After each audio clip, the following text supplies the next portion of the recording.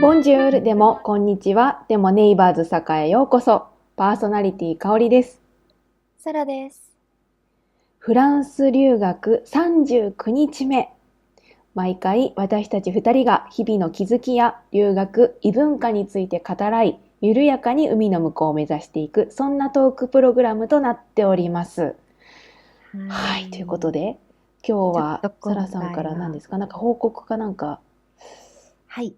ちょっあと事務報るんですか？告がございます。あのですね、今まで金曜日に毎週ですね、公開してたんですけれども、なんと、月曜日の夕方5時にお引っ越ししイエーイ。ます。イエやっぱね、月曜日っーイ。てさ、皆さんさ、なかなかやる気出ないじゃない。だから私たうん。ちぐらいにゆるいこうトークがですね、刺さるんじゃないかっていうマーケティングのね、観点から選んだっていうことですか？はい、はい、そういうことにしておきましょう。嘘つけ。違うだろう、違うだろすいません。あのですね、ぶっちゃけてお伝えします。とてもね、本当にこのポッドキャスト楽しくていつも話してるんですけれども、ちょっといよいよですね、授業がなかなか、本当に忙しくなってきまして、あれ平日のアップ無理じゃねって今、サラがなっておりました。そうなんですよね。実はね、我々2週連続小さな罪を犯しておりましてですね、先週はですね、私がアップロードしたと思ったけどできてなかったというところで土曜日にしれっとアップロードしておりますと。これが一つ目の罪の告白になっております。教会でちゃんと告白してきます。あ、ごめんなさい、嘘ですっていうのと、あとは、はい。今週はですね、今週じゃないですね、1個前の回ですかね。1個前の回も、授業がですね、本当にサラが忙しくてっていうところもありまして、じゃあ、週末余裕がある時に編集作業をして、ね。で、月曜日、疲れた皆様のお耳を喜ばせようというこじつけにしようじゃないかと。これがインチキ企業のやり方となっております。はい。ね。はい、すいありがとうません。ございます。ちょっとなかなかね、サステナブルにやっていきたいってなった時に、すいません。すいませんなんですけれども、月曜日の夕方5時にぜひお聞きいただければなと思っている所存です。はい。はい。ありがとうございます。ありがとうございます。さあ、っていう感じで、かおりちゃん、授業始まったんでしょう？なんか急にちゃん付けで呼ばれてちょっとキュンとしちゃったんだけど。なんか思わごめんなさい。ずちゃん付けしちゃった。思わずね、かおりちゃん始まりました、授業。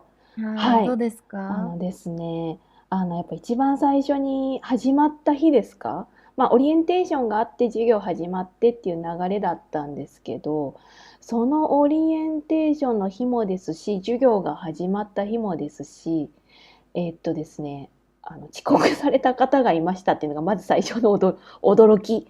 あら。驚きでした。まあ、ごめんなさい。日本人でもね、我々今、金曜日に公開してたんですけど、間に合わなくってっていう話してるじゃねえかっていうところ恐縮なんですが、まあそういったお仕事だったりであるだとか、まあ学校の授業っていう、いわゆる、こう、まあこれもね、ポッドキャストは遊びですかって言ったらそうではないんですけど、ちょっと一回置いといて、まあそういういわゆるザ・フォーマルな場においては、しかもそれが初日だったりとか、そうするような場合はですね、だいたいサラさんだったら何分前に到着しようと思いますか？ちょっといきなり質問ですが。そうですね。私の場合は、デフォルトで10分ぐらい遅れがちな癖があるので、15分前には着くように向かいます。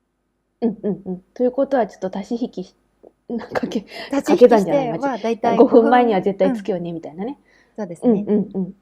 ありがとうございます。まあ、それが、まあ、日本人でも、よりなんていう時間に対して、こう、よりパンクチュアルって英語で言うと思うんですけれども、こう、なんていうのかな、前もって、もうパンクチュアルよりももっとなんか、オーバーですけれども、こう、よりなんかもう間に合わないとっていうふうに、きっちりされてる方だったら、もう15分とか20分前とかに着く方も多いんじゃないかなと思いますと、これが、まあ、日本人の方のおおむねの感覚なのかなと思うんですけれども、私が授業の初日、ですね、最大で何分遅れた人がいたのに、まあ、20分ぐらい遅れた方がいたのかな。はい、いてですね。で、それが一人じゃなかったんですよね。はい、一人じゃなかったんですよ。で、これは、なんか名指しで文化を批判したいってわけじゃないんですけれども、まあ、インドの方だったんですよね。で、で、そこでですね、教授の方、教授および、プログラムのマネージャー、私の、MBA のクラスのプログラムマネージャーかなの人が、これ初日とか、まだ始まったばかりで、こういうふうな状況っていうのはいかがなものかと。で、その中で、まあ、話してもらって嬉しいなとも思ったし、重要な気づきも一つあったんですけれど、そのプログラムマネージャーがですね、ここに日本人の女性が一人いますよねと、私の方を見て言ってくださったんですよね。で、の日本人のそのなんていうのかな、通常ですね、15分とか20分前とかにこういう場では来ていますと、彼女も今日来ていましたよねと。はい。で、去年も日本人の学生が2人いましたと。で、その2人の方も同じく20分前には着席しているだけじゃなくって、もうすぐ授業が始まってもいいように準備をしていましたと。はい。で、これ、つまりですね、9時から授業が始まるとしたら、9時に着席しました。ラストミニッツで着きました。ではなくって、もう、今すぐ集中できる準備を整えているっていうのが彼らの文化なんですと。で、もちろん別の国においてはそういうのじゃないっていうのを理解はできますと。ただ、じゃあフランスにおいてどうかっていうと、フランスもどちらかというと、こういったフォーマルな場においては、9時だったら9時にはもう始めております。集中しましょうねと。15分、20分とは言わないけれども、9時に来ましたではないですと。で、あなたたちがフランスの大学院を選んだのであれば、アジャストすべきですよねと。で、一方でですね、私の方を向いて、そのプログラムマネージャーが言ったことがありまして、ただ君も君で、仮にそういった何かしらその時間の問題とかで価値観の違いで、これからもしかしたらフリクション、摩擦が起きる可能性もあるけど、その摩擦が起こった場合、可能な限りコミュニケーションをしてお互いに分かり合う。じゃあどこにセットすればいいのか、基準をとか、なんて言うんでしょう。そういうミティゲートしていくようにしてくれと。はい。それこそが、我々のようなインターナショナルの場でビジネスしていく、何か学んでいく上で必要なことだからっていうお話があったので、そうですね。それが、なんて言うんでしょう、私にとって重要な気づきだったなというのと、一方でですね、授業が始まってどうってサラが振ってくれましたけど、あの、まあその後ですね、まあそのマネージャーからその話があった後、授業が始まったんですけれど、そうするとですね、そのさっきまで20分遅れてたはずのインド人の人たちは、ブラブラブラブラっともう、あれもうさっき起きたんじゃないのっていう頭で来てる人もですね、めちゃくちゃ発言するわけですよ。で、まあ、やっぱアウトプット量が半端ないと。はい。で、もうそこで分かったこととしては、私このクラスの中で一番英語分かってないわと。話せないわっていうことを、まあ、先週サラもそういった話してくれたかもしれないんですけれども、はい、思いました。私、具体的に私の MBA のプログラムは、アイレツで言うと、高くなくて、そんなに高くなくて、大学院にしては高くなくて、6.5でも入学できるんですけど、私ギリギリの6.5で入学しているんですよね。はい。で、短期間で準備してっていうのも言い訳としてはあるんですけれども、ただみんな7.5は持ってるんですよね、私の周り。はい。で、1人私と一緒ぐらいのスコアの子がいたんですけど、その子と私くらいで、全員7.5か8とか持ってますと。はい。それ以上持ってますと。はい。で、深い洞察もできますと。で、なので、なんて言うんでしょう、もう、授業が始まって思ったことっていうのいかに自分が言葉の壁を抱えているかということ。で、その中で、簡単な話をするわけじゃないんですよね。サステナブルなビジネスとは何か、ファイナンスとは何か、バイオダイバーシティとは何か、それをビジネスにどう取り入れるべきか、かつ、利益を担保しながらみたいな、そういったところを主にこれから学び議論していくわけなんですけれども、これその土俵に立つにはもっと聞かないといけないし、話すことは私結構得意な方なんですけど、聞くことの大切さも含めて、聞こうと思ったら、じゃあ彼ら、クラスに10人ぐらいインドの子がいるんですけれども、インド人の発音にも慣れないといけない。一方で私の日本人の発音もクリアじゃないと向こうから思われるので、どちらかというと世界のメジャーではインド英語の方がメジャーだと思うので、アジャストしないといけないなとか、そういったところで、なんて言うんでしょうか、まとめると、今日のお話ししたいなと思っていたのが、言語の壁が弱さだなと思ったっていうところに打ちのめされたんですけどっていうところで、自分の弱さに打ちのめされた時、皆さんはどのように乗り越えますか、対応されますか、何かアドバイスありますか、ティップスありますかっていうようなことを話したいなと思ってました。はい。なんかもう早速いろいろあれですね、なんかなぶられますね。そうですね。でも、なぶられに来てるんで、まあ、確かね、に確かに。素な晴らぶられにしい。来ているし、先週もその愛嬌がっていうお話、愛嬌が強い相手を倒す最大の武器であるっていう回でだったとね、思うので、そこもね、一つの tips になるのかなとは思うんですけれども、うん、ただ、なんて言うんでしょう、その授業が始まってすぐの時は、わあ、私この子たちよりちょっと年上なのに何が私提供できるんだろう。私何が価値なんだろう。私何の価値もないんじゃないって思う瞬間は2、3時間ありました。寝たらうん、治ったんですけど、あり素晴ました。らしい。うんうんうんうんうん。いや、本当にまさに同じ悩みを私も抱えてて、私も IELTS で言うと7.0あるけど、それでもやっぱりみんな話すのが早いし、授業の進みもすごく早いから、なかなか追いつくのが大変っていう気持ちめちゃくちゃわかる。で、うん。あともう一つ、その日本人っていうところは、なんかやっぱり結構先輩方、諸先輩、日本人の諸先輩方の貯金ですごく信用してもらえてるけど、その貯金がなかったらそうですどうなってね。ただろうって結構思ういやー、ことは本当にありそうです。ますね。確かに。いや、本当にそうですよ。日本人の諸先輩方の貯金、本当にそうです。私の場合は、以前も、お名前こそ出してないですけれども、1年上に、すごく優秀な日本人の先輩がいらっしゃって、で、受験の時もお世話になったんですけれども、その方の貯金が半端なくてですね、うん、半端なくて行動力もすごいし、なんていうのかな、緻密さもすごいし、論理的思考能力も素晴らしいものがあると。うん、で、その方が教授につないでくれている部分もあってですね。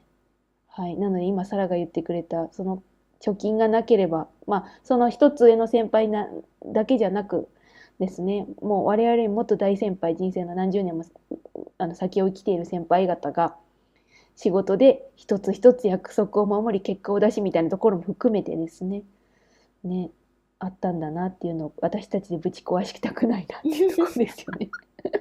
ちょっとでもなんかプレッシャーに感じちゃうとね、もう身動き取れなくなるかもしそう、れないから、そこまで追い込みたくそうね。ないけど、でも確かになんか精一杯自分ができる範囲のことはちゃんと貢献できるといいなって思うのと、ね。あとうん。どうしてもやっぱり、インポスター症候群みたいになっちゃうのかなって、そあ、の言葉ごめんなさい、イ自体があれでンポスタすけどね。ー症候群って何でしたっけ？インポスター症候群って多分自分が得ている評価が実際の自分の自己評価と釣り合わない。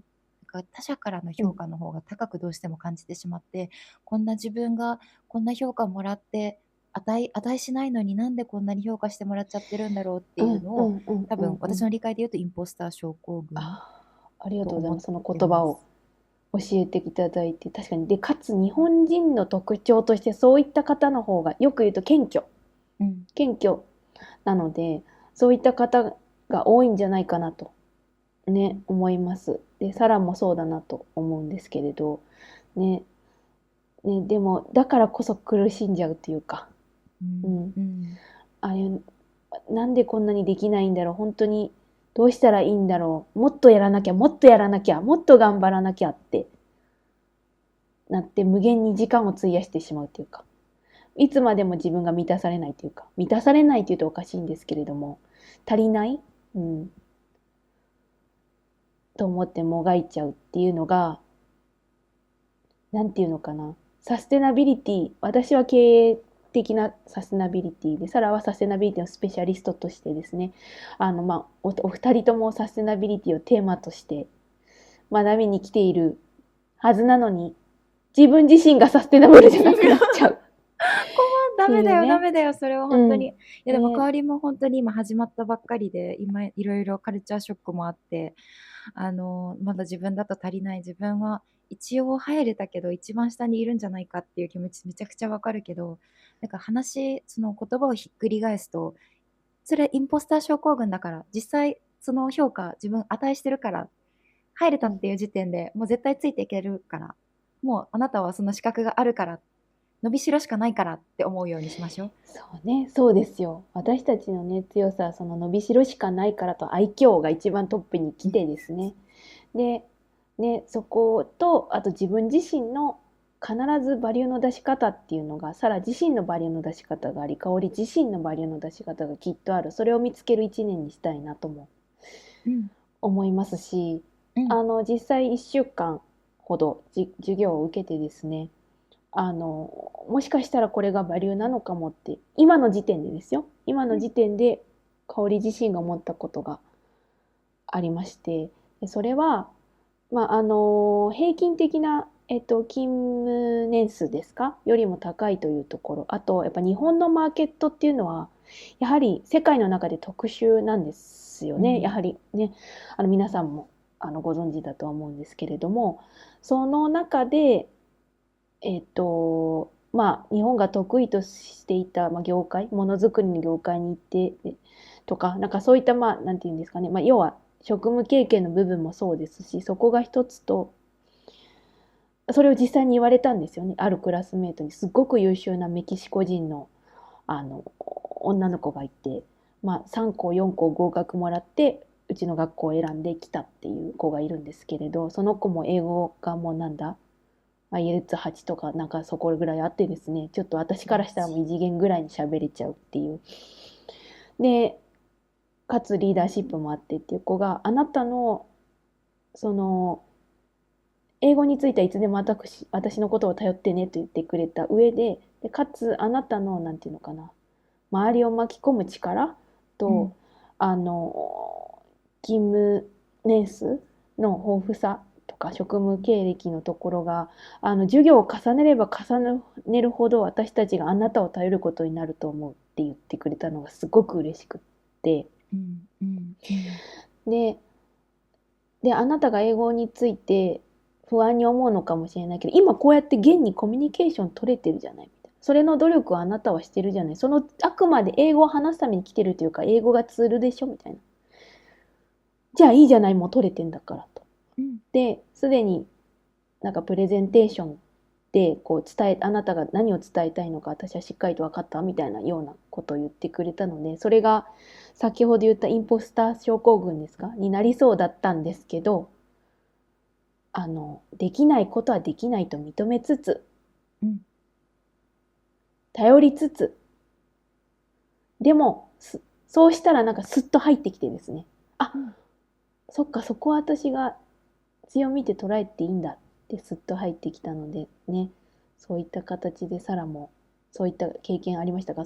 そういったような話ありますか？なんかこういきなり振ってあれだけど。急に来た。うん。うそうん。ですね。なんか弱さは正直本当に日々感じてるけど、私の場合は、なんかもう自分に素直であること、自分が今思ってることを素直に相手に伝えることは、本当にこっちに来て自分がその日、息をする上で、本当に大事なことだったんですね。なので、クラスうん。うん。メートに今思ってることとか、今正直もう本当にこれ全然わからなくて、ここ教えてっていうようにしたんですね。そうすると、なんか自然と周りに、人が座るようになったっていう、なんか具体的な話になっちゃうんですけれど、私の場合は、実は本当に細かいことなんですけど、メガネを日本に忘れてきちゃいまして。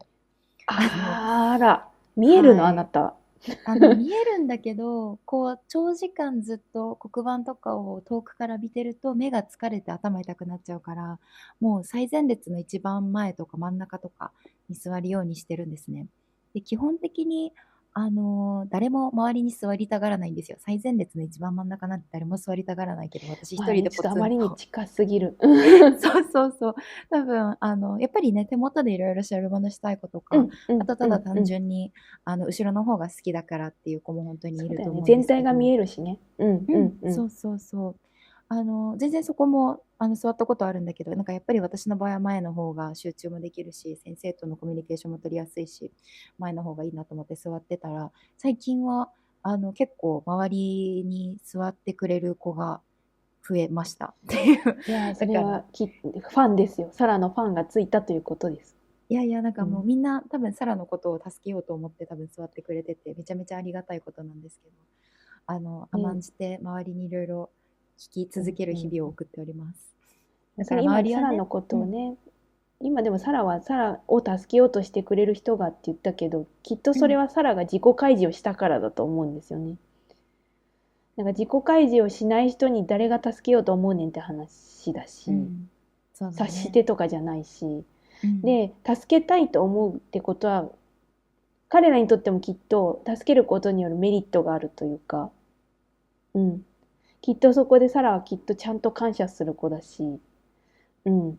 で、その代わりに別の、なんていうのかな、バリューというか、ベネフィットというか、があるからきっと彼らも助けてくれる。で、助けようと思ってそばに座ったというよりかは、痛いから一緒にいてくれてると思うので、うん。なんか、私は、なんか助けられてるんだわ、なんか、っていうんじゃないんだと思います。ギブアンドテイクのギブをあなたがしてるからなんだと思ってます。うん。でもそれは本当に私に限った話ではなくて、どちらかというとあなたとこうやって会話してる中ですごい学んでることもあるから、私テイカーだよ。本当に。で、人巻き込の食べ物み力。盗みまくり上げてる。それは私だって甘えてるわ。本巻き当に。だか込み力。ら、そう、うん。巻き込み力ですね。自分でもし補填できないとしては、周りで補填できるかもしれないから、本当に難そうね。しいことだけど、頑張って、自分の、なんていうんですか、vulnerability、自分の弱さをちゃんと見せて、相手に、周りに助けを請うことが、まず一そうです個できることかね。もしれないですね。そう。なんかもう、私はあなたのことに興味があります。あなたはどんな今まで人生を送ってきましたか？どんなキャリアを送ってきましたか？それはなぜ選んだのですか？私はね、一方で私はね、こういうことがあって、だから今ここにいるんだよっていうのを、伝えて、嫌がる人ってやっぱ言語違う。で、先ほど一番最初に言いました、時間の概念も違うとか、いろいろ話しましたけど、それを今申し上げたあなたに興味を持っていますよ。で、一方で私はねって自己開示を先にする。それをして嫌がる人っていないんだなって。それっうん、て世界共通なんだなって。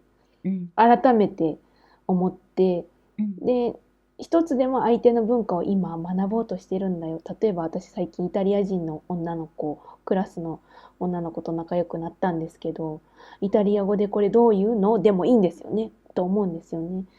なんか、で、それをここで調べたんだけどね、とか、なんかそういったところ、逆に私たちが日本の文化でさって言って聞かれて、嫌なことって何もないっていうか、嬉しいな、興うん、味持ってくれてって思うのと同様。うん、うなん、ので、そうしたことが結果的に、助けてもらうことにもつながるっていうか。うん。うん。確かに。さっき香りなんか聞くことがちょっと課題みたいなことを言ってたけど、私全くそれは感じたことがなくて、香りに対して。香りは本当に。基本的にそう、なんか相手のなんか悩みとかが、なんかこう何か困ってたらすぐにどうしたのって声かけてくれるし、基本的に相手の話をちゃんとこう聞き出す、掘り出すみたいなことにすごい長けてるイメージがあったから、確かにそれはうん。話聞いてて、んって思ってた。本当にありがとう。いや、ただうん。ね、それは、もしありがとう、そうだったら嬉しいんだけど、やっぱね、話しすぎるのよね。うん、それはそう、否定しない。なんか、そう、それは否定しないけど。そこが問うん。題で、熱が強すぎて、うん。プレゼン5分だったら6分ぐらい話しちゃうわけ。それはやっぱ人の時間を奪うことになるから、うんうなるかん。ら、なんていうのか、自分が話している量の2倍はきっと話してるんだと思うの。って思うって改めて今週思った。それが気あ、づそうきです。なの。そう、いや、そう。でもなかなうん。かそこまで話し続けるのもね、難しいことだから、なんか逆に話してさ、自分のマインドを整理するみたいなところもあるからさ、自分のためにも必要なことだし、内容にもよるけど、だいたい相手の話をこう、例えば深掘るとか、整理をしてあげるみたいな意味の長いっていう話だったら、相手にとってもそれは聞きうん、続ける、メリットがあるっていうのもあれだけど、うん、そこうん、うん。は苦にはならないんじゃないかな。まあ、話してるコンテキストによる。うん、うん、うん。うん。そうね。まあ、その掘り出すっていうか、相手の本質をこう知るっていうのが本当に好きなんだと思う。うん。表面的に出ていることと本質で悩んでることって違うと思ってるから、うん。うん、っうん。ていうとこも含めてね、ちょっとごめんなさい。今のポッドキャストの話題の本質からそれそうになりましたけれども。はい。ね、でも、まあ、要は、ね、うん。弱さに打ちのめされそうになっても素直で、まあ、ね、ずっと他の回でも話してることと共通かもしれないですけど、自己開示をしてわうん。からないです。で、頼ります。で、一方でうん。努力はするんですよ。努力はするんですけど、でも自分一人だけでいっぱいいっぱいになっちゃったらですね、本当に弱さに打ちのめされて、サステナビリティ学びに来てるのに、自分自身がサステナブルじゃありませんでした。終了ってなっちゃうので。うん。うん。そう、そう改だね。めて、ね、さっき、ポッドキャスト始まる前の打ち合わせで、サラとは2人で話してた内容にはなりますけれども、生命の木でっていうんですか、日本語で言うと。ライフオブトゥリーっていうのかな。ごめんなさい、また間違えました。ツリーオブライフですね。はい。はい。はい。ですね。まあちょっとそれって何っていうのは話すと多分あと30分ぐらいかかりそうなので、ググっていただきたいんですけれども、要は自分にとって何が大事な価値観で、何ができるのか。自分に対して耳を傾けてあげて、何が今、なんで今こういう気持ちなんだろう。自分を管理するっていうことも大切なんだけれども、なんで今苦しんでるんだろうって自分の気持ちにしっかりと耳を傾けて聞いてあげる。うん。で、自分をトリートメントしてあげるっていうことが、そのさっきの自分がサステナブルじゃないじゃんっていうところを解決してあげる一つの tips なのかなともうん。思っております。はい。先生、なんかはい。そこ、そうですね。何でしたっけ？ Tree of Mind? Tree of Life? Tree of Life か。確かに、はい。その Tree of Life めちゃくちゃ大事で、ただなんかうん。補足するとですね、うん。大前提、多分一番最初、自分の弱さに打ちのめされたら、多分ステップ1は、とにかくよく食べ、よく寝ろ、そう。かなと。うん。本当にそうですよ。やっぱね、人間だって動物なんで、うん。さっき、なんだろうな、サラと私でその授業でいっぱいいっぱいになってっていう中で、サラも今日宿題をしたりとかね、してる。まあ今日週末に収録してるんですけど、週末も勉強したりとか、サラしてたと思うんですけれども、どうしても頭動かしすぎるとですね、体をおろそかにしちゃうじゃないですか。で、頭いっぱいいっぱいになるけど、でもその頭も体の一部なので、なので、体を動かす、バランスいい食事とる、うん。でもとにかく寝る、みうん。たいなうん。ところなんかもを根幹にしう、うて、ん。はい。で、あとはなんだろうな、それに関連して部屋を整えるとかですね。うん。それはもうできたらだよ。もう余裕があうん。ったら、そんな、そうです。今すぐ疲うん。れてる夜中の2時3時に部屋を片付けろとかではなくて、あ、そうであす。それはね、の、逆に頭がうん、働きすぎてる時に起きる現象なのでダそうそう。メです。あ、そうん、んなことはダメですっていうか、するしなくていい。必要は、そ大丈ない夫。もう本ので、当、悶々とし始めたら、もう寝る、食べる。そもう必要最低限生きてるだけでいいんだそから、まずは。そうです。でも多で、分、本当になんか落ち込むことがあるってことは、多分それだけ自分の成長につながってる、自分が今成長してるんそだと思って、もう、そうね。自分を追い込まない。うん。もう自分そうです。生きてるだけでもうこれをなんかやばいって思ってるだけで自分の自分の理性素晴らしい。自分ちそうだよ。ゃんとした人間だ。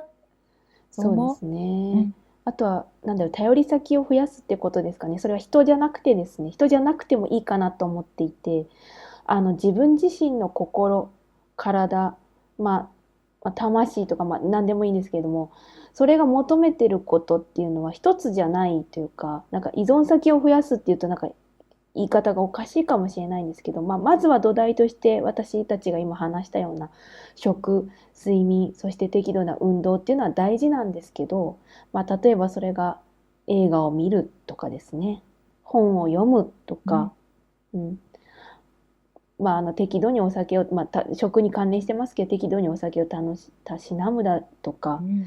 あとウィンドウショッピングに行くとか、ヨガをするとかですね。だからうん。いろいろこう細かな自分にとって心地いいアクティビティがあると思うので、そうん。れを、のストックをこう持っておく。で、かつそれをちゃんと意識しておくっていうのが、あの、脆弱さをに戦っていく武器なのか、戦うっていうとまたあれですけれども。うん。いや、でも本当にそう、なんか、本当にそうだと思う。起業家の方とかが、やっぱり忙しい仕事の他に、カルチャー活動に励んでる理由ってそれだなって思う。うんうんうんバランスうんうん。を取るために、自分が何か、なんかこう、虫になれるものとか、好きに溺れられる時間を設けてる。本当に私も授業をずっと毎日やってるけど、週末はなるべくちょっとパリ市内に行って、ぼーっとするとかカフェに行くみたいなことを友達に勧められてしたら本当にうん。いい切り替えになったし、これって忘れちゃいがちだけど本当に大事なことだなって思うから、そうだよ。うもうくん。れぐれもね。最後いつ休んだっけって思うような状そうだよ。況だったらもう今すぐ休んうん。でほしい。もうね、3歩手前で休みましょう、一度っていうことですよ。あ、そうね。うん。そう、もう過集中しがちな私たちだと思うんで、何か始めたらですね、最近1時間半で必ずタイマーをかけようって決めましてですね。私もタイマーつけてる。うん。タイマーつけて、それは管理の意味じゃなくて、ここまでに終わらないといけないとかじゃなくて、休むためのタイマーではないっていうこと、どういう目的？私の場合はもう始めるまでがすごい長いから、とりあえずこのタイマーを今代わりにタイマー見せてるんですけど、うんうこれをつけんうんうん。たら、とりあえずこの時間はここに座ってる。あ、自分を縛り付けるための道具ですか？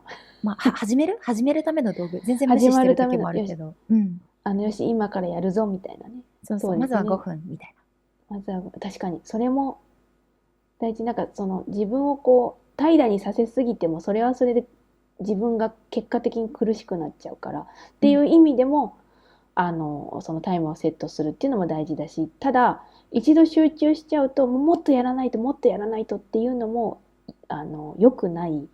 ので、そういった観点で、休むためのタイマああ、なるほどね。逆ー、か。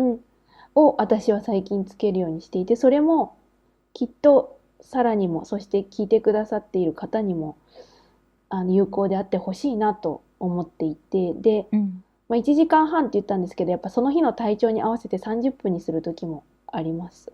うん。今日は、今日で人生が終わるわけじゃないんだから、これについて30分やって、うん。で、アボカド食べようみたいな。なんでアボカドにしたんやって話なんですけど、うんうん。そういうこ素とかなと。晴らしい。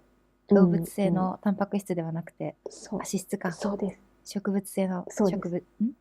もう言えない。植も物性のもう言えない。もう良質な 疲れてる。良質な油を取り。そうですよ。要は、ごめんなさい。なんか、アボカドの話からどんどんなんか、サラが広げてくれようと努力してくれてごめん。なんかどんどんね、そうやって話が長くなっていくんだっていう話そうね、なんだと思うそうね。んですけど。まあでも、そう、どう一旦、サステナブはい。ルでいるか。うん。一そうで旦、すね。こんな感じで、今回も、そうですよ。とりあえず一番伝えたいことが、金曜日に引っ越した、金曜日じゃない、月曜日に引っ越したよっていうことです。月曜浅い日の話。夕方5時だからね。そう。ちゃんと寝うん。たいねん。で、そう。金曜日じゃないちゃんと、からね。ちゃんと寝て食べて飲んで歩きたいねんっていう、そういうことやと思っていただいたらよろしいです。はい。はい。自分ね。はい。といったところで、今回はここまでに出しておきましょう。ネイバーズ坂では皆様からの、お便りでいいんですか？ちょっとごめんなさい。すっごいダサいんですけど、画面の、ごめんなさいね。ちょっと画面をでかくしすぎてですね、セリフが途切れました。はい。皆様からのメッセージをお待ちしております。はい。もし質問やコメントなどございましたら、番組概要欄に記載しておりますメールアドレス、neighborsaka@gmail.com、neighborsaka@gmail.com、または Google フォーム宛てにお送りください。Spotify、YouTube、Podcast など番組ページのフォローも引き続きよろしくお願いいたします。それではまた次月曜日、来週の夕方5時にネイバーズ坂でお会いいたしましょう。ここまでのお相手はサラと香りでした。おばおばばー。ばー。あ、来たんじゃない？嘘、私の方だとちょっとずれてた。